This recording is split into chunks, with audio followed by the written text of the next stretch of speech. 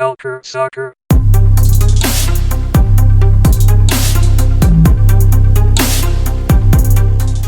Bonjour à tous, chers auditeurs et auditrices, nous sommes très heureux de vous revoir sur un nouvel épisode de Culture Soccer. Cette semaine, pas d'Anthony de Varenne, pas de Hadi Raphaël qui est en vacances aussi. Il a des vacances bien méritées, mais on est avec l'acolyte de Hadi sur de nombreuses émissions. Nous sommes avec Mathieu Lémé. Bonjour Mathieu, comment ça va? L'aimé, pas l'aimer, mais enchanté d'être avec toi. Je pense que c'est même une première avec toi, Antoine, juste seul à seul. Donc, on va essayer d'enrichir quand même le contenu en dépit des nombreux absents dans l'effectif. C'est ça, bah oui, merci. Désolé encore pour ton nom de famille, mais oui, on va essayer d'en parler tout de suite ensemble. Hier était le Decision Day, donc pour ceux qui sont un peu à la ramasse, c'est la dernière journée de saison régulière avant les playoffs, où tous les matchs étaient joués en même temps. Donc une grosse journée hier, qui a commencé vers assez tôt d'ailleurs, aux États-Unis et au Canada, vers 21h en France, 22h pardon, en France, donc vers 16h du côté du Québec, et donc 12 rencontres en 90 minutes. On va parler un petit peu de ça, puis après les playoffs ensemble, et finalement de toutes les mains maintenant. Avant ça, donc hier, tu étais au stade, toi, d'après ce que j'ai compris, au stade plutôt, pour voir l'impact de Montréal contre les New York Red Bulls. Qu'as-tu pensé de la performance de ton équipe qui a gagné 3-0, mais aussi des Red Bulls, puisque c'est eux que nous verrons en playoffs? Considérant que les Red Bulls avaient encore jamais gagné à Montréal depuis que l'Impact est en MLS, c'est un résultat qui est pas si surprenant. D'un autre côté, il faut tenir compte du fait que l'Impact se savait éliminer des playoffs ou des séries éliminatoires, pour ainsi dire. Donc, en quelque part, on sentait que les joueurs étaient sans pression. Et ça s'est plutôt bien déroulé pour eux. Moi, j'ai trouvé, entre autres, un joueur comme Boyan, par ses qualités techniques, comme quoi c'est le genre de qualité dans les profils qui manquait beaucoup à l'Impact depuis plusieurs années. Lorsqu'il avait le ballon, j'ai utilisé un jeu de mots un peu méchant sur Twitter. J'avais dit que Boyan avait fait tourner les taureaux en bourrique. C'est un peu ça qui s'est produit dans ce match. Et c'est frustrant un peu parce que les Red Bull voulaient améliorer leur situation au classement. Finalement, ils terminent 6e, puis ils vont se retrouver à affronter Atlanta United dans le prochain tour éliminatoire, ce qui n'est peut-être pas l'adversaire idéal, parce que, il faut le dire, cette saison, les Red Bull, je dirais pas que c'était une année de transition, c'était une année où ils ont tenté beaucoup de choses, notamment dans leur manière de jouer, à l'instar des Red Bull Leipzig, dont je parle dans un autre podcast sur le football allemand, et aussi Salzbourg, où Jesse March est rendu. On veut élargir la palette de jeu de cette formation et faire bénéficier au niveau de la synergie, là, si on veut un plus. Mais ça a manqué cette saison. Bradley Wright Phillips avait été blessé et puis on l'a vu, il n'était pas partant hier. Il y a quelque chose dans l'équipe peut-être là qui manque encore pour l'amener peut-être à la prochaine étape, même s'ils sont régulièrement toujours au-dessus de la ligne rouge. Mais de l'autre côté, Montréal, on a l'impression que quand ils sont sans pression, ils jouent. C'est une équipe qui joue mieux. Mais malheureusement, ça aurait été trop peu, trop tard. J'ai vu souvent passer sur Internet des commentaires comme « Mais pourquoi ils n'ont pas joué comme ça plus tôt cette saison? » La réponse, elle est peut-être due au fait que comme je le disais, c'est que collectivement, Montréal n'est pas la somme de ses individualités et c'est un peu pour ça que malheureusement, c'est une 3e année de suite à l'écart des séries. Maintenant, il va rester j'imagine qu'on en reparlera plus en détail dans les prochaines émissions. Il y a la question d'Ignacio Piatti. A-t-il joué son dernier match à Montréal? C'est un peu l'ambiance dans le stade hier. Les gens, notamment les Ultras, ont fait un chant à l'égard de Piatti. Est-ce qu'on va activer son option, renouveler son contrat pour 1 an pour qu'il parte, mettons, sur une bonne note et aussi aider l'équipe à aborder la Ligue des champions l'année prochaine? On verra bien ce que le nouveau directeur sportif, Olivier Renard, va décider. Oui, exactement. Comme tu le mentionnes, on parlera de l'impact dans le futur avec aussi Chicago, Columbus, Orlando, Cincinnati, Vancouver, Kansas City, Houston, Colorado et San Jose, toutes les équipes qui ont raté les playoffs. On en parlera dans une future émission. Mais oui, en effet, des changements à venir pour l'impact. Et par contre, le New York Red Bulls affronteront Philadelphie et non pas Atlanta, puisque c'est New England qui va affronter à Atlanta l'équipe de José Martinez qui revient de blessure. Avant de parler un petit peu des autres rencontres, je vais juste parler de celle que j'ai vue personnellement, Seattle contre Minnesota, et j'avoue avoir été très surpris de Minnesota qui m'a pas paru très dangereux. Seattle a dominé la plupart de la rencontre, et je pensais Minnesota sur cette dernière rencontre avaient un petit peu plus on va dire, d'envie pour essayer de battre leur adversaire. Là, contre Seattle, c'était assez mou. Peu en vue Angelo Rodriguez, notamment. Et je me demande si ça va pas remettre les cartes sur la table pour peut-être une titularisation de Mason Toy, le jeune américain, pour les futures rencontres de playoffs, puisqu'il a joué quand même pas mal de matchs cette saison. Toi, est-ce que dans les autres rencontres de la journée, il y en a d'autres qui ont pu te surprendre et des résultats auxquels tu ne t'attendais pas? Ben, rapidement, une victoire de 1-0 Seattle, Minnesota, ça m'a pas tellement surpris. Seattle sont très forts défensivement et ça a été une des pierres d'acier cette saison en dépit des nombreux changements dans leur formation, comme la retraite de Chad Marshall, le départ d'Osvaldo Alonso, entre autres. C'est une équipe qui va carburer là-dessus, qu'on le veuille ou non. Du côté de Minnesota, eux aussi, ils ont quand même solidifié leur défense. Ça a été une des clés de leur progression cette saison avec des acquisitions comme Ike Opara notamment. Et ça va être important en série que leur défense soit solide. Alors qu'à l'attaque, bon, on le sait, Adrian Heath a tendance à faire tourner un peu en essayant de trouver un peu au niveau des attaquants la forme du moment. Il n'y a personne qui s'est vraiment démarqué. Mais ça a donné le résultat que ça a donné. C'est clair que juste pour enchaîner là-dessus, on dirait que Quintero, il ne sait pas où jouer, parce qu'il le joue toujours en 10, à gauche, il ne sait pas vraiment où le mettre. Et par contre, ouais, comme tu dis, défensivement, hier, Osvaldo Alonso était partout. C'est incroyable de le voir à ce niveau, malgré son âge. Ouais, justement, Minnesota, c'est aussi une bonne acquisition. C'est vrai qu'Alonso ralentit, mais quand je regarde ses statistiques globales, il reste encore au-dessus de la mêlée en tant que milieu défensif et surtout son pourcentage de passes est encore au-dessus des 90%, 92% encore cette saison.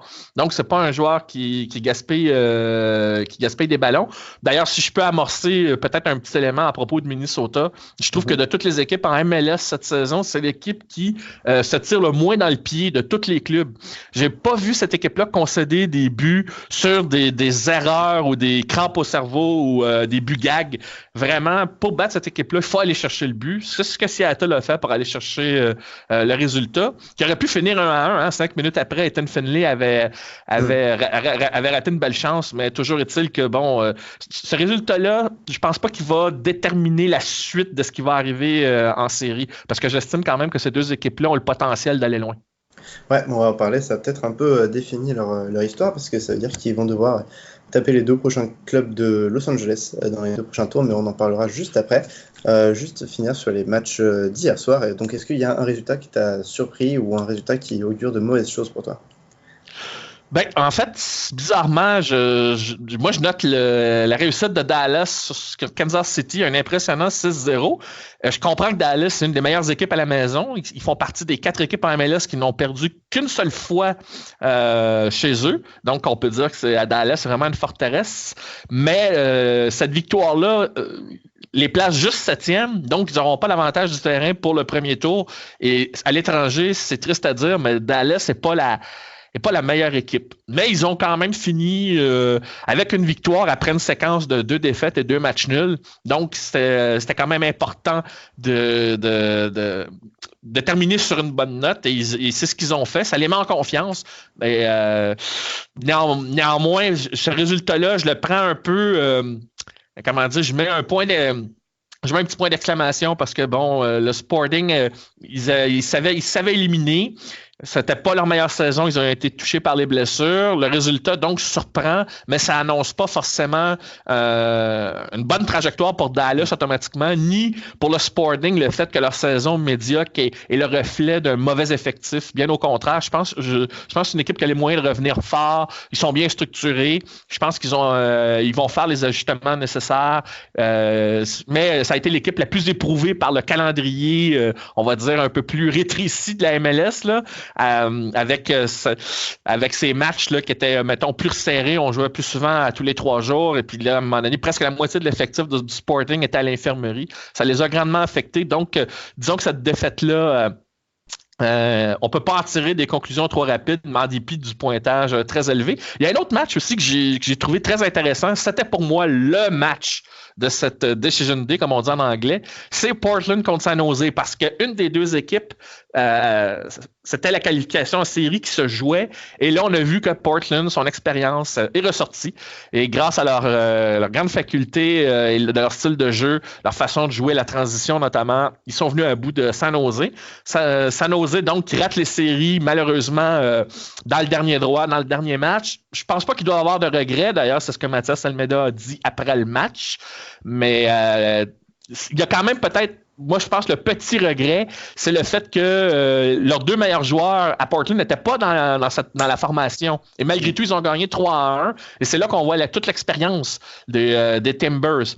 Parce que même sans Valérie et même sans Brian Fernandez, ils ont obtenu les buts de Dairon Asprilla que tout le monde va voir venir en série parce que c'est le genre de joueur qui ressort en série. Sébastien Blanco, Laris Mabiala, le défenseur, qui n'a pas connu une grande saison, mais qui reste quand même un défenseur solide parmi les Africains en MLS. Et avec cette victoire-là de 3-1, ils vont amorcer, je pense, les séries du Pompier. Je dis pas qu'ils vont retourner en finale, mais il faudra pas les éliminer trop vite. Ils ont cette habitude en série d'être très, très présents. Et comme ils ont une bonne fiche à l'étranger, ils seront pas battus parce qu'ils joueront le match à l'extérieur. On sait que c'est la nouvelle formule des séries. On joue un seul match et c'est un match coup près. Et puis pour l'Earthquake, je voulais en profiter parce que je sais que Adi et moi, on a beaucoup parlé de cette équipe-là. On voyait la possibilité qu'ils fassent des séries avec Mathias Almeida. Ce n'est que partie remise. Je pense que l'équipe s'en va dans la bonne direction. Et c'était juste un petit peu trop court. En un sens, leur parcours me fait penser beaucoup à celui de l'Impact l'an dernier. C'est à un nouvel entraîneur. Les choses prennent du temps à se roder. Vers la mi-saison, là, tout se met en place. Les choses vont bien, mais là, les adversaires s'ajustent. Il y a le mercato estival. Et là, dans l'Ouest, la lutte, elle est très chaude. Et malheureusement, c'est dans ce dernier droit-là, c'est là que San Jose a pêché. Tu perds 6 matchs de suite. Forcément, la qualification aux séries devient plus difficile à ce moment-là. Il faut juste espérer aussi que Almeida reste, puisqu'apparemment il y a des reports des nouvelles qui l'annoncent du côté de Monterrey en Liga MX, donc on espère vraiment qu'il reste du côté de San José. Mais c'est vrai que oui, il y avait beaucoup de promesses. Moi, je suis un peu déçu sur les derniers matchs quand même, parce que il montait pendant un moment que c'était une des meilleures équipes à l'Ouest après le LAFC. Mais moi, je vais parler du match entre Houston Dynamo et le LA Galaxy. Je suis hyper déçu du LA Galaxy. C'est vraiment une équipe qui peut parfois être la meilleure équipe à l'Ouest et qui parfois peut être exécrable. Et tout comme l'année dernière où ils avaient raté les playoffs en perdant face à Houston Dynamo, bon, cette fois ils n'ont pas raté les playoffs, mais ils ont perdu encore contre Houston 4-2, alors qu'ils avaient le résultat à la 50e, alors que Ibrahimovic et Pavon avaient marqué. Ça faisait 2-1 pour le LA Galaxy et ils ne peuvent pas tenir un résultat après la défaite 4-3 contre Vancouver à la maison dimanche dernier. C'est quand même des preuves de lacunes défensives terribles pour le Galaxy et j'ai vraiment peur pour cette équipe en play-off. Heureusement qu'ils jouent à la maison le premier tour où ils accueillent Minnesota, mais c'est assez terrible et grâce à ça un petit peu c'est grâce à ça que les Minnesota va pouvoir aller en fait les chercher, et c'est aussi grâce à leur ancien joueur Cristiano Ramirez qui a marqué pour Houston un petit doublé et qui du coup aide un peu son ancienne équipe. C'est ça qui était assez marrant.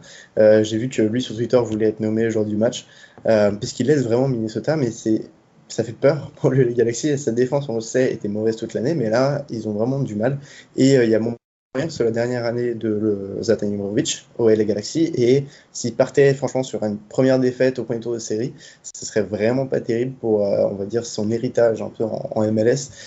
Donc je suis très déçu du Los Angeles Galaxy sur ce coup-là, et je vais vite fait passer sur un autre match, Los Angeles FC Colorado. Et je vais rajouter quelque chose rapidement par rapport à ce match-là. D'abord, Zlatan a perdu un de ses premiers paris, c'est-à-dire celui du meilleur buteur en MLS, puisque Carlos Vela a fait un triplé, et donc Zlatan n'a pas pu le rattraper, donc il perd un de ses paris. Puis le deuxième, c'est que c'est deux matchs entre deux équipes qui sont forts à la maison, mais très faibles à l'étranger. Et c'est vrai que c'est décevant pour Houston, mais je voulais souligner qu'il y a Demarcus Beasley qui prend sa retraite. C'est un des vétérans de cette équipe-là. Il est là depuis l'an 2000 en MLS. Il a connu un gros parcours quand même, un peu intermittent là, en Europe, mais il aura marqué l'histoire à sa façon. Mais voilà, c'est la fin pour lui. De l'autre côté, Houston, on peut souligner rapidement qu'il y a eu des déceptions. Je veux dire, Albert Ellis n'a marqué que 9 buts. On parle pourtant d'un des très bons attaquants qu'on avait identifié en MLS. Puis défensivement, visiblement, cette grosse lacune au sein du Dynamo n'a jamais été corrigée. Au même titre que le Galaxy. Je pense que même si le Galaxy franchissait le premier tour, à cause de cette carence en défense. Puis le fait que je trouve qu'ils jouent pas collectivement comme ils en sont capables. Eux aussi, ils ont des grosses individualités, mais ils ont pas l'air de jouer ensemble. Je les vois pas se rendre en finale. Franchement, ça serait une grosse surprise. Ouais, pareil de mon côté. Et tu parlais de retraite. Juste pour mentionner un dernier match avant de partir sur notre analyse des playoffs. Le Los Angeles FC a battu 3-1 Colorado. Comme tu l'as dit, triplé de Vela qui permet aux Mexicains d'être le recordman de buts marqués en une saison, mais aussi de gagner le titre de meilleur buteur cette saison. Et puis du côté de Colorado, donc une retraite, celle de Tim Howard, qui part pas forcément sur le meilleur des matchs, mais qui aura fait une saison, je trouve, un peu meilleure que ces 2 dernières en MLS.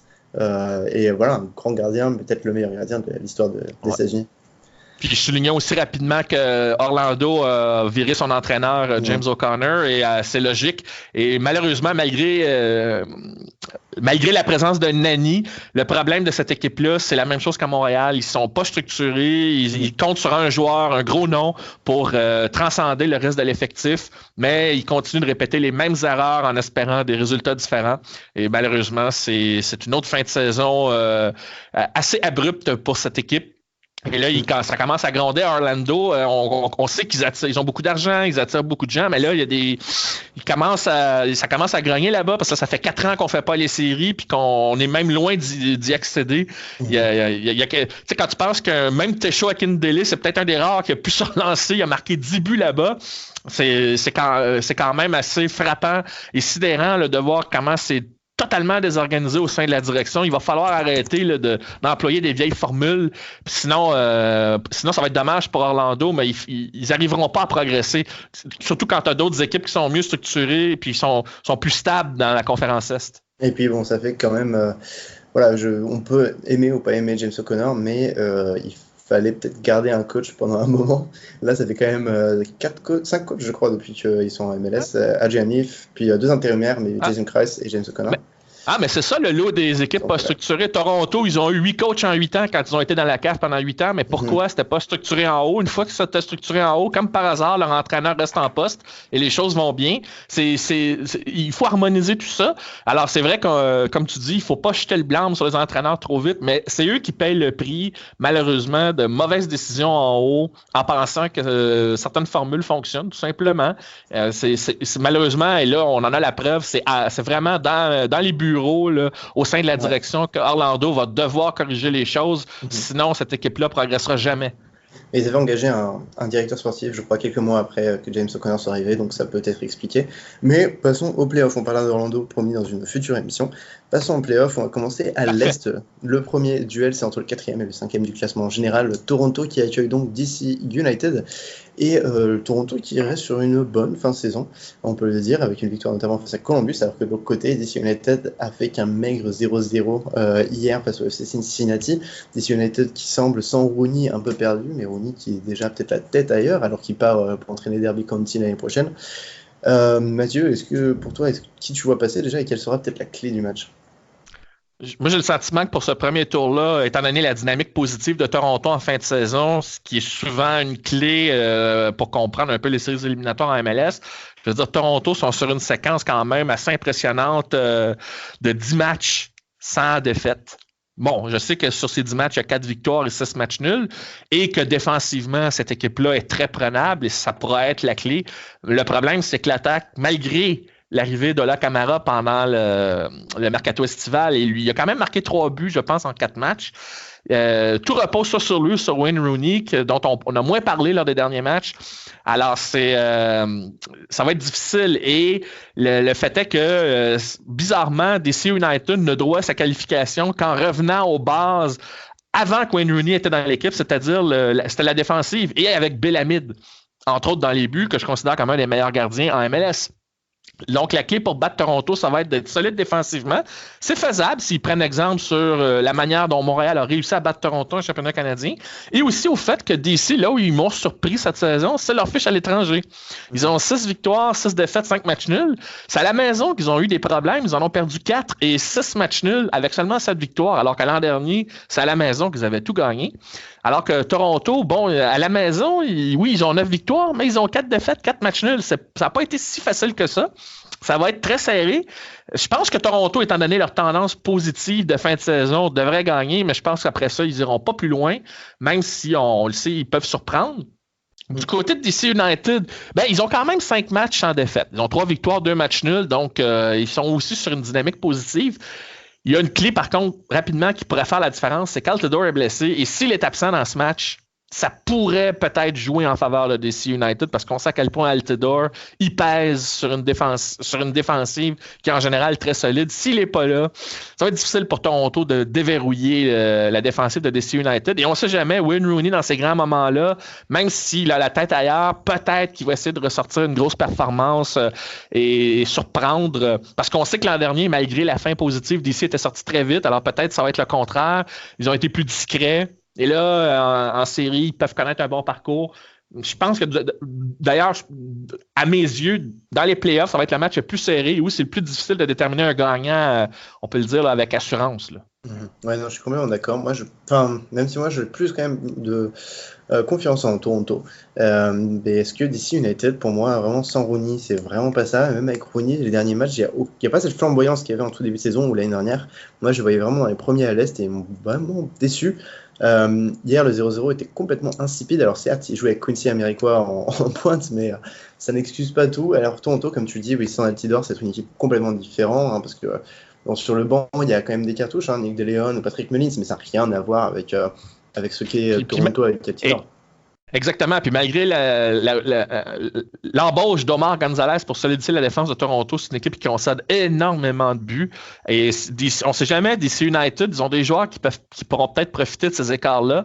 Ça va être intéressant à suivre comme configuration de match. Parce de côté, on a une équipe qui est très conservatrice face à une équipe qui a terminé la saison quasiment en roue libre. Mm-hmm.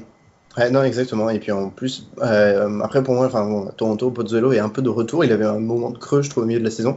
Il est quand même de retour.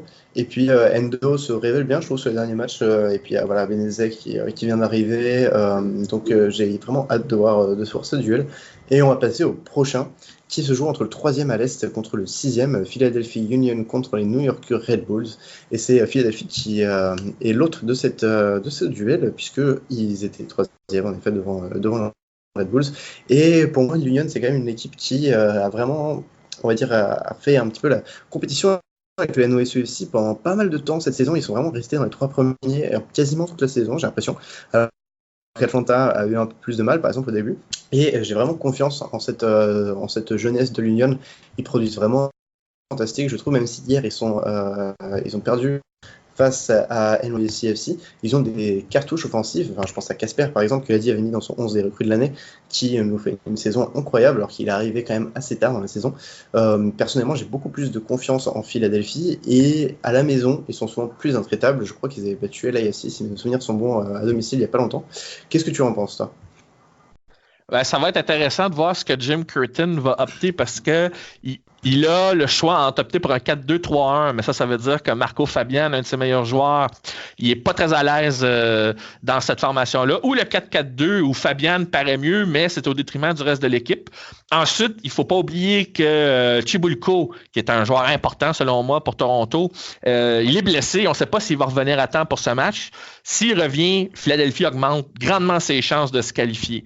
Et c'est là que c'est là-dessus, moi, que j'ai peut-être là, une petite hésitation par rapport à Philadelphie. Si Curtin aborde le match du bon bout, trouve la bonne tactique, je pense que le fait qu'ils aient l'avantage du terrain va jouer effectivement va jouer en leur faveur. Voilà.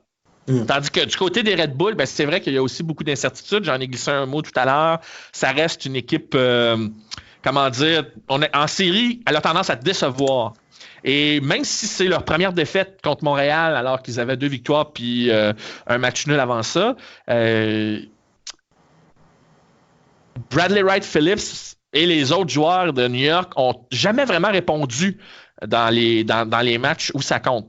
Par contre, ça peut être un test pour Armus. Ça va être sa 2e saison là, à la barre d'une équipe dans les playoffs. Est-ce qu'il va réussir à surprendre? Il ne faut pas oublier qu'il y a des joueurs qui sont sortis blessés là, contre Montréal, entre autres Kyle Duncan. Et ça, c'est une grosse perte en défense. Aaron Long, ça a été le défenseur de l'année, mais je l'ai trouvé un petit peu moins bon cette saison. Donc, la clé, c'est que ça va être de savoir qui va trouver la meilleure tactique et qui va, selon moi, être le premier agresseur dans l'initiative pour remporter le match. Mais je donne quand même la faveur à Philadelphie, malgré les incertitudes que j'ai sorties, parce qu'ils en ont moins que les Red Bulls à mes yeux. Oui, donc clairement, j'ai beaucoup plus confiance en Fafa Picault, par exemple, ou Ilsinho, pour créer du danger qu'aux Red Bulls. Par exemple, tu parlais de Bradley Wright Phillips, il a perdu un peu sa place cette saison. Brian White joue plus et je pense qu'il sera titulaire en réalité contre Philadelphie. Mais on n'a pas trouvé d'alternative non plus. Ça a été un des facteurs, j'ai oublié de le mentionner tantôt, c'est justement ça n'a pas juste été à Montréal, il y a d'autres équipes aussi pour lesquelles ça a été un enjeu, c'est l'attaquant de pointe, voilà. C'est un enjeu avec les Red Bulls, alors que tu vois, Philadelphie, c'est pas forcément un problème, mais c'est de trouver la bonne tactique pour les mettre en valeur et le fait que Chibulko, on ne sait pas s'il va être présent pour ce match-là. Si lui, par exemple, je vois qu'il est présent, puis il semble à 100% ou pas loin, ça va faire une grosse différence, je pense, pour Philadelphie. Alors que quand il n'est pas là, on le voit, c'est une équipe, ils sont moins présents. Il ne faut pas oublier que Philadelphie n'a pas bien fini la saison, 3 défaites en 4 matchs, dont une défaite contre les Red Bulls, justement, 2-0. Bon, mais c'était à New York. Il faut être quand même il faut quand même être juste. Là, le match est à Philadelphie. C'est là que ça va être intéressant là, de voir exactement qu'est-ce qui va se passer par rapport à ça. Mais c'est une équipe, évidemment, je trouve que par rapport à ce qu'elle propose, tu as raison, elle est beaucoup plus intéressante. Et ils ont battu les Red Bulls à la maison 3-2 au courant de l'été. Est-ce que ça va être encore un match à haut pointage? On verra bien, mais toujours est-il que je suis d'accord avec toi. Philadelphie part avec un petit avantage là, sur les Red Bulls. Ouais, et puis on va passer au troisième match, Atlanta United contre le New England Revolution, qui est assez surprenamment aussi le match qui était en Decision Day, où Atlanta avait battu 3-1, donc voilà, ils vont se revoir 2 semaines plus tard, ce qui est assez marrant. Mais Atlanta United qui revient bien avec Joseph Martinez, qui est de retour de blessure, face à New England Revolution, qui s'est transformé en 6 mois sous l'impulsion de Boris Arena, mais aussi de sa nouvelle recrue Gustavo Bou. Pour moi, en fait, je vais être honnête, je pense que c'est peut-être, je vais peut-être faire une grosse bêtise en disant ça, mais je pense que c'est une des séries vraiment les plus serrées. Parce que d'un côté, oui, il y a eu 3-1 hier, mais d'un côté, il y a 2 semaines de différence pour analyser ce match et trouver des nouvelles failles. Et je trouve cette équipe de New England est totalement métamorphosée sous Boss Arena. Des joueurs comme Kyle Luttrell, Till Bunbury ou Gustavo Bou peuvent vraiment faire la différence, même Penilla hier qui a marqué. Alors que de l'autre côté, à Atlanta, il y a du talent et je suis très content de voir Hinman, le jeune, tout gagner un peu plus de temps de jeu. Justin Miram, le revoir, ceci, c'est un plaisir. Mais est-ce qu'on a le même talent que l'année dernière? Je trouve pas, même si la fin de saison est bien meilleure. Je pense que ça va être une rencontre extrêmement serrée, même si avantage Atlanta, puisqu'ils jouent à domicile. Qu'est-ce que tu en penses? Effectivement, Atlanta, c'est aussi une des équipes qui, à la maison, 2 défaites seulement. Ils perdent pas souvent. Et ils ont battu la Nouvelle-Angleterre chez eux. Donc, ils envoient un message assez clair. Il ne faut pas oublier que malgré l'arrivée de Gustavo Bou avec New England et le fait que cette équipe-là s'est relancée grâce à Bruce Arena, ils ont mal terminé leur saison. La Nouvelle-Angleterre, là, lors de ses 11 derniers matchs, 2 victoires seulement. Alors, il y a beaucoup de matchs nuls quand même. Ils ont gardé les choses serrées face à des grosses équipes. Mais à un moment donné, ça ne suffira pas en playoff. Et en particulier contre Atlanta, il va falloir trouver une façon en tout cas du côté de Bruce Arena et de ses troupes, trouver une façon de battre Atlanta, qui est quand même le champion défendant et qui sait quand même comment s'y prendre avec leurs vétérans comme Parkers, Gonzalez Pires à l'arrière, Darlington Nagbe qui est en santé et Joseph Martinez, comme tu as dit, qui a retrouvé ses marques comme buteur, et Gressel, qui pour moi est un des jeunes joueurs qui progresse et qui apporte beaucoup à cette équipe-là et qu'on a tendance à sous-estimer. Je pense que sur ce plan-là, Atlanta demeure encore largement le favori, même si on n'est pas à l'abri d'une surprise. Ouais, non, exactement. Et puis ça s'est joué, comme on le disait, à Atlanta, donc toujours assez compliqué à prévoir. Et on va passer maintenant à l'Ouest, parce qu'on a quand même déjà encore 3 rencontres à analyser, dont la première, dont on parlait un petit peu plus tôt, entre Minnesota et le Los Angeles Galaxy, qui devra se déplacer dans le Nord, dans ce magnifique stade de l'Alliance que possède Minnesota. Pour moi, avantage Minnesota, juste parce que oui, les 2 derniers résultats de Los Angeles Galaxy sont miséricordieux. Vraiment une défaite 4-3 face à Vancouver à la maison. puis une défaite 4-2 à Houston. La défense n'y est pas du tout. Je crois qu'il n'y a que Ibra et Pavon pour pouvoir les démarquer, alors que Minnesota, malgré qu'ils n'aient pas été terribles hier, ils sont sur une meilleure forme, je trouve. Et on y a cru pendant pas mal de temps qu'ils pouvaient intégrer ce top 3. Et j'ai plus confiance en Jalen Leaf, même si il a du mal, mais j'ai plus confiance en un effectif avec Alonso, avec Igopara, avec en fait une sorte de charnière centrale, avec Darwin Quintero aussi, que en effectif où vraiment Ibrahimovic et Pavon, même si Antuna, Dos Santos, tout ça sont des joueurs très importants, mais il n'y a pas ces mêmes dimensions et en fait tout le monde joue pour deux joueurs et je trouve qu'il n'y a pas de jeu collectif comme tu l'as dit un peu plus tôt, alors que Minnesota il y a quand même il y a une certaine dynamique dans cette équipe et voilà, je pense que à la maison Minnesota sont quand même assez durs à jouer. Il y a moyen que ça passe face au LA Galaxy. Est-ce que tu es d'accord avec moi?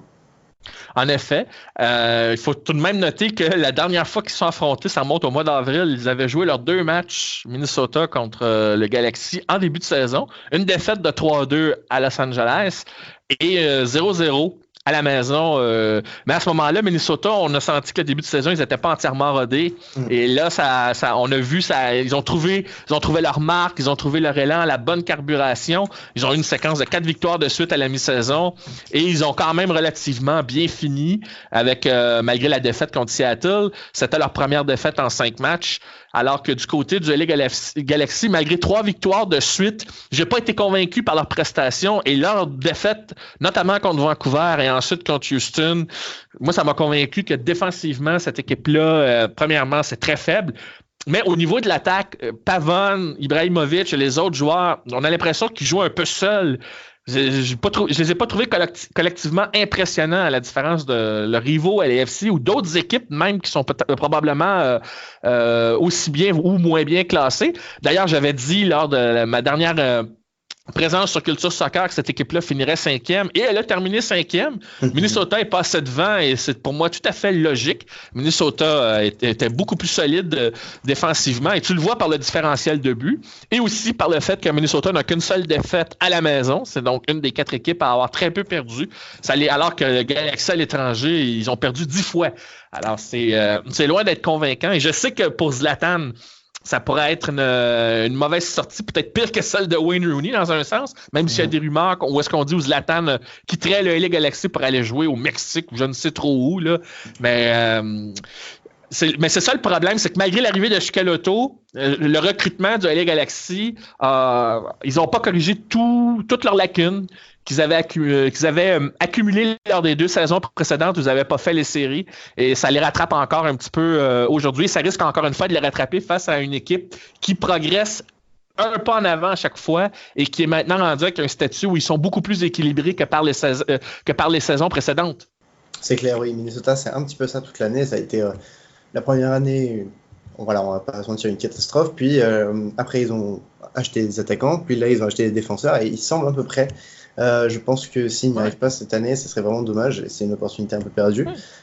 Ils sont allés une étape à la fois. Je les trouve bien structurés. Ils sont allés une étape à la fois. À chaque année, ils ont identifié qu'est-ce qu'il fallait corriger, où on peut recruter, etc. Et là, aujourd'hui, et voilà. Et voilà, ils n'avaient pas les mêmes moyens que Los Angeles FC, mais ils ont joué la patience et là, regarde où ils en sont. Ils sont une équipe quand même relativement compétitive et je trouve assez équilibrée pour non seulement aller chercher cette victoire au premier tour, mais peut-être causer une des surprises dans l'Ouest. Et puis en parlant d'équilibre, on va parler ensuite du prochain match, puisque pour moi c'est peut-être le plus serré à l'Ouest. Entre le 3e et le 6e, c'est le Real Salt Lake contre les Timbers de Portland.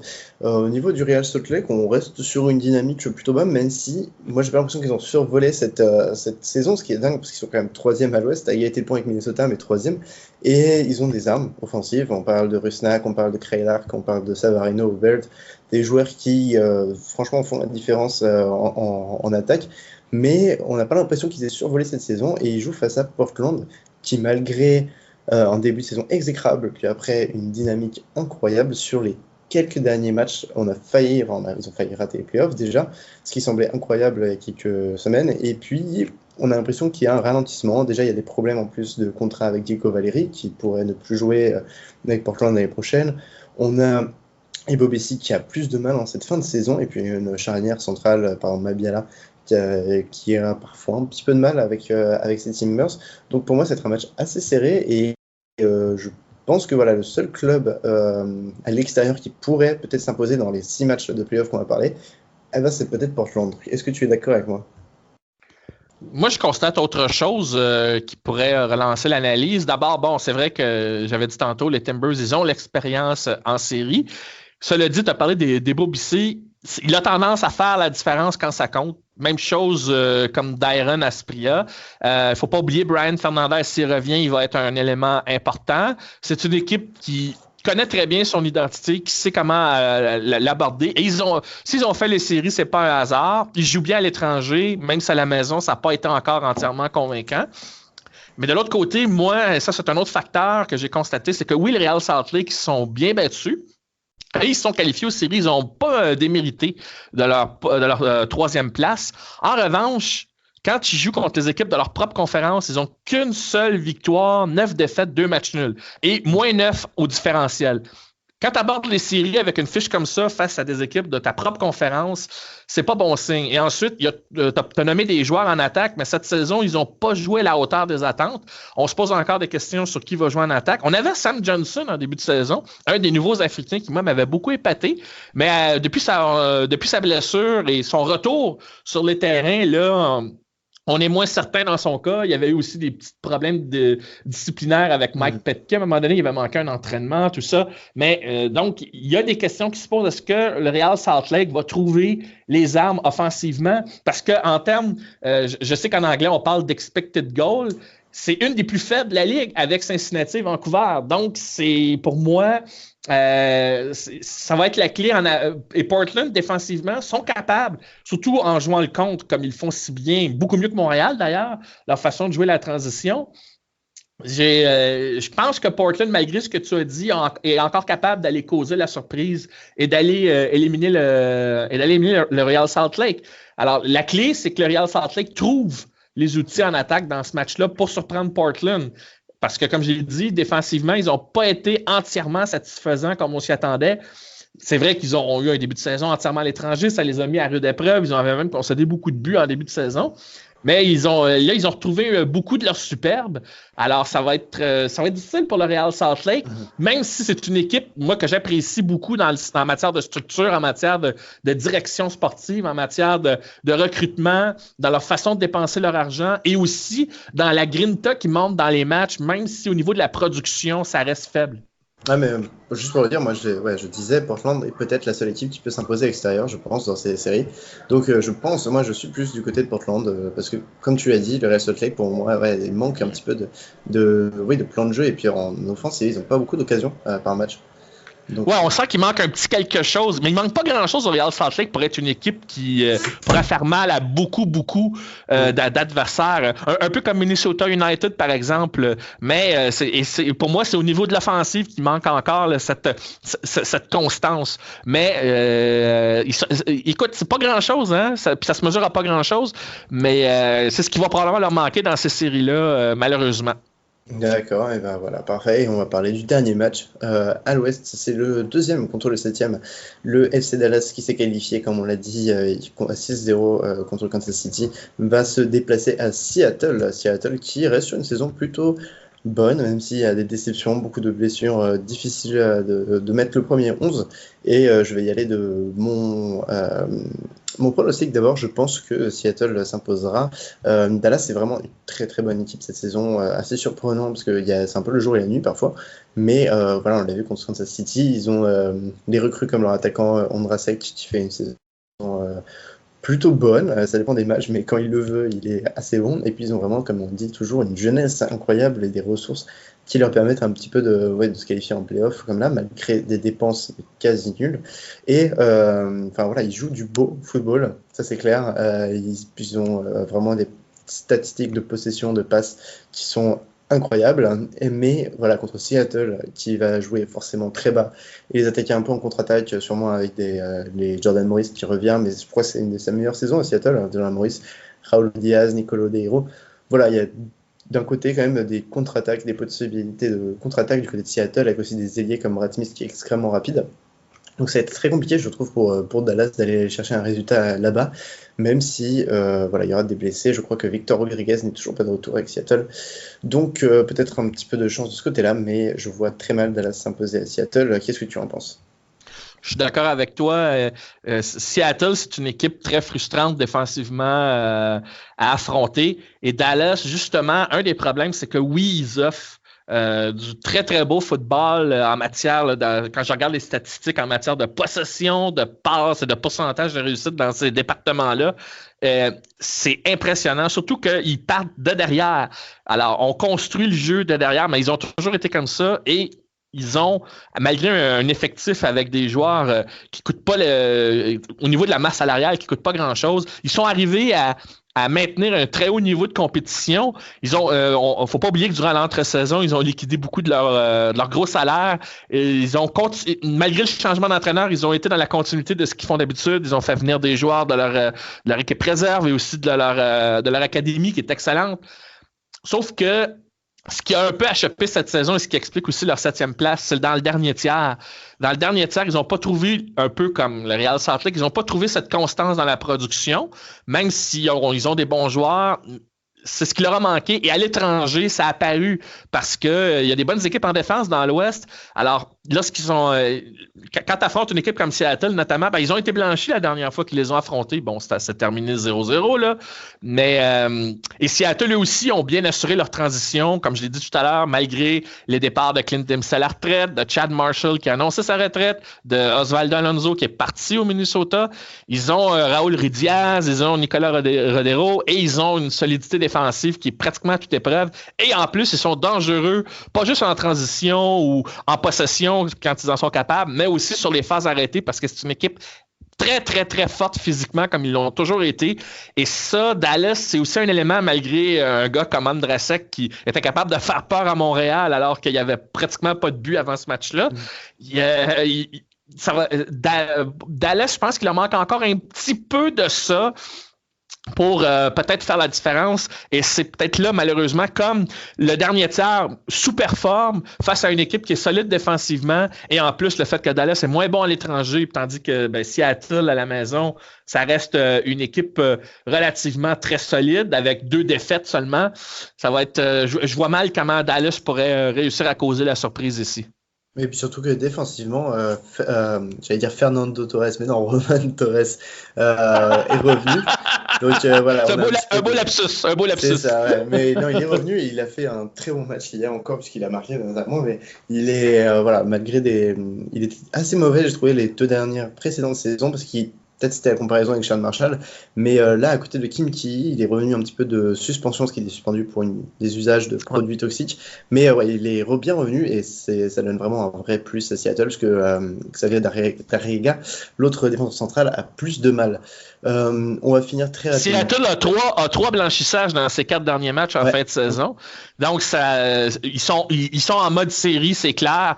Tandis que du côté de Dallas, la victoire convaincante dont j'ai parlé hier, c'était quand même leur première après 2 défaites et 2 matchs nuls. Alors, ils sont pas tout à fait dans un mode là, positif tout à fait pour aborder les séries. Mais bon, on sait jamais, mais ça regarde mal pour le FC Dallas. Mais en quelque part, c'est une équipe qui, considérant d'où elle partait cette saison avec le changement d'entraîneur puis les changements dans l'effectif, ils ont quand même réussi quelque chose. Puis c'est peut-être, on va espérer plus l'année prochaine qu'on va voir une progression, on le souhaite là, pour cette équipe texane. Exactement. Mais après, je dirais que leur chance, c'est que Seattle est assez frustrant au niveau offensif et qu'ils doivent un petit peu ils doivent attendre des exploits individuels ou des coups de pied arrêtés. Donc, il faudra faire très attention pour les défenses de Dallas aux coups de pied arrêtés. Mais voilà, sinon, c'est une équipe qui, offensivement, n'a pas la beauté et la rapidité de LAFC, par exemple. On va passer rapidement Voilà, juste pour finir, on va choisir tous les deux une équipe de l'Est. À ton avis, qui va gagner à l'Est, qui va gagner à l'Ouest? Je ne sais pas si tu souhaites commencer ou si je commence. Je te laisse le loisir de te mouiller le premier. Eh bien, malheureusement, je vais être très commun. Et pour moi, en fait, c'est le New York City FC qui va finir premier à l'Est et puis le LAFC à l'Ouest. Les 2 premiers qui jouent du coup un match en moins. C'est pour ça qu'on n'en a pas parlé encore. Mais ils vont jouer un match en moins et ils vont jouer tous leurs matchs en domicile. Et si LAFC arrive en finale, c'est eux qui accueilleront la finale. Donc pour moi, en fait, c'est déjà un match en moins, c'est excellent. Jouer à domicile, c'est encore mieux, surtout pour la LAFC qui est injouable à domicile, même si il pourrait s'éloigner du Yankee Stadium qui pourrait être utilisé pour le baseball, mais il risque de faire un match quand même, je crois, là-bas, Puis après, de jouer à New York, et ils sont injouables à domicile. Et en fait, à l'ouest comme à l'est, je vois aucun vrai compétiteur. C'est-à-dire que toutes ces équipes dont on a parlé aujourd'hui me semblent incomplètes. Il y a des lacunes dans chaque équipe. Tu vois, à l'ouest, Seattle, Minnesota, qui peut être les grands concurrents de LAFC. Il y a des lacunes. À l'est, pareil pour Toronto, les Red Bulls ou Atlanta. Donc voilà, je vois une finale New York-Los Angeles et je vais mouiller en disant une victoire du Los Angeles FC. Est-ce que tu es d'accord avec moi? Moi, je suis entièrement d'accord. Les deux équipes qui ont terminé en tête de conférence ont clairement été sur une autre planète pratiquement cette saison. Par contre, sur deux facettes différentes, LAFC a commencé très fort, ont montré quelques incertitudes à la fin avant de regagner lors des derniers matchs. Il y a encore peut-être quelques inquiétudes dans cette équipe-là, mais globalement, ça reste une équipe très redoutable et qui a le potentiel, évidemment, d'aller en finale. Et je vois mal, à part peut-être, parce qu'on le sait, dans l'Ouest, la compétition elle est beaucoup plus féroce, à part peut-être des équipes comme Seattle, Portland qui pourraient étonner. Je vois mal d'autres équipes se rendre à la finale. Tandis que dans l'Est, à part Atlanta, et encore, je les trouve pas aussi forts que l'année dernière. Et même à la rigueur, Toronto pourrait causer une surprise, mais défensivement, c'est très, très faible. Je vois mal comment New York City FC peut échapper cette fois peut échapper à l'accession d'une finale parce que plus la saison a avancé, plus cette équipe-là est devenue meilleure. Ils ont commencé avec une série de matchs nuls et on se posait même des questions à propos de leur entraîneur Dominique Torrent qui, on le sait, est arrivé en remplacement de Patrick Vieira l'an dernier et on a senti là au niveau de l'équipe que ça prenait un ajustement, mais une fois que la carburation a été trouvée, cette équipe-là est devenue un exemple, un modèle de continuité, de constance, et en plus de bénéficier d'un terrain de petite taille. Moi, je trouve ça injuste personnellement, mais ils en ont bénéficié. Mais ils ont été aussi forts à l'étranger quand même. Ils ont des joueurs, ils sont forts à peu près à tous les postes. Et en plus, ce qui ne gâche rien, ils ont presque pas de blessés au moment où on se parle. Alors, ils vont être très, très difficiles à aller chercher. Elle s'est bonifiée d'ailleurs avec Hébert, qui avait marqué presque autant de buts que de matchs joués, lui qui avait manqué en début de saison. Maximiano Morales, c'est le meilleur passeur de la ligue. Ils sont solides à toutes les positions. Ils ont un joueur détestable en Alexander Ring en défense. Mais tu aimes avoir ce joueur-là dans ton équipe. Écoute, je vois mal comment on pourrait sortir cette équipe-là des grands honneurs, à moins qu'elle s'auto-détruise toute seule. Et on le sait jamais. Hein. La nouvelle formule des séries à un match, ça va être intéressant. Hein? On n'est pas à l'abri d'une surprise à un match parce qu'avec aller-retour, tu avais la gestion et tu pouvais à ce moment-là manœuvrer. Là, à un seul match, les équipes vont être obligées de s'exposer un peu plus vite. Ils vont être obligés de jouer un peu plus. Qu'est-ce que ça pourrait causer? On verra. Mais là, on parle quand même de deux équipes. Une qui a seulement 4 défaites, l'autre qui a seulement 6 défaites et qui ont les meilleurs différentiels en MLS. Honnêtement, si c'était les champions de conférence qui étaient en finale, je ne serais pas le moindrement surpris, même s'il y a de la parité là, en MLS. Mais je la vois un peu plus je la vois un peu plus dans l'Ouest. Pour ce qui est d'une surprise, si jamais il y en a une, dans l'Est, je vois mal les autres équipes être capables de rivaliser avec cette machine-là bien huilée qu'est New York City FC. Là. Franchement, honnêtement, là, il faudrait vraiment qu'ils s'autodétruisent eux-mêmes pour qu'ils ne se rendent pas en finale. Ok, bah c'est très bien, on est tous les deux d'accord sur la finale qui va se passer. Je vois LAFC gagnant, et toi, est-ce que tu penses que quelque chose peut arrêter Carlos Vela et ses coéquipiers? Ben justement, New York City FC, c'est bizarre, mais je pense qu'ils ont le potentiel pour aller chercher le titre. Je pense qu'ils en sont capables. S'il y a une équipe qui peut battre LAFC, c'est bien cette équipe-là. Je la trouve très équilibrée, mais en quelque part, si c'est LFC qui gagne, je ne serais pas surpris non plus. C'est très difficile au moment où on se parle de choisir un gagnant. Ça peut être l'un ou l'autre à mes yeux. Je pense que au moment où on se parle, les chances sont égales parce que LFC a peut-être moins bien fini la saison, alors que tandis que New York City FC, on dirait que plus ça progresse, plus ils sont forts. C'est pour ça que j'élimine pas New York City FC tout de suite. Si New York City avait démarré juste un petit peu plus tôt, où ils avaient trouvé leur marque un peu plus vite, je pense que même au niveau du Supporter Shield, ça aurait été beaucoup plus serré qu'on pense. Ouais, je suis complètement d'accord avec toi. Parce qu'ils ont vraiment eu une fin de saison extraordinaire. Et puis, comme tu le disais, hein, Hébert, mais aussi Matarrita, Mitri, tous des joueurs très très bons. Et on va conclure sur ça, du coup, une finale NYCFC et LAFC. On te retrouve juste pour que nos auditeurs le sachent, non seulement sur Twitter, @MattLémé, mais aussi sur notre site internet, puisque tu fais quelques articles sur Culture Soccer de temps en temps. Donc merci beaucoup d'être passé, Mathieu, et d'avoir remplacé au pied levé nos contributeurs. Et puis c'est toujours un plaisir de t'avoir sur le podcast. Ah, ben, tu sais ce qu'on disait de moi, hein, en tant que joueur d'équipe, on disait que j'étais meilleur sur le banc. Ben, je suis content d'être enfin entré comme substitut pour jouer quelques minutes sur le terrain. T'as fait une très belle entrée. mais blague à part, je suis toujours disponible quand vous voulez. Puis ça fait toujours plaisir de pouvoir discuter de culture soccer avec vous. Bah oui, t'es un peu notre Il Signo en fait, hein. Notre joueur de banc qui rentre et qui met une très belle série de dribbles. Merci à tous de nous avoir écoutés. N'hésitez pas aussi à nous suivre sur les réseaux sociaux, Twitter, Facebook, Instagram, etc. et à nous noter sur votre application de podcast. On se retrouve la semaine prochaine un petit peu on va aussi parler dans les prochains jours sur nos autres podcasts et sélection nationale et puis des clubs éliminés en play-off. Donc restez à l'écoute et merci à tous de votre fidélité. Ciao.